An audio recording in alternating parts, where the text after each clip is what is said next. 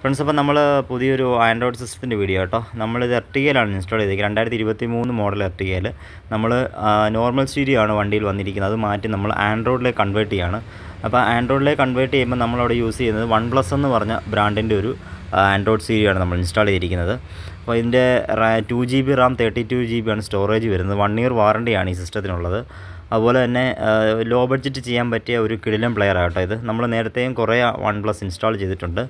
ആ ഒരു ഇതിലാണ് നമ്മൾ ഈ വാഹനത്തിൽ ഈ OnePlusന് നമ്മൾ സെലക്ട് ചെയ്തത്.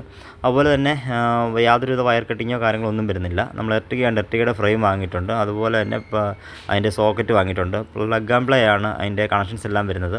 അതുപോലെ ആൻഡ്രോയിഡ് സിസ്റ്റം നമ്മളിത് ഇൻസ്റ്റാൾ ചെയ്തു. അതിനുശേഷം നമ്മളൊന്ന് ചെക്ക് ചെയ്തു. ഐക്കൺസ് എല്ലാം നല്ല സ്മൂത്തായിട്ട് തന്നെ വർക്ക് ചെയ്യുന്നുണ്ട്.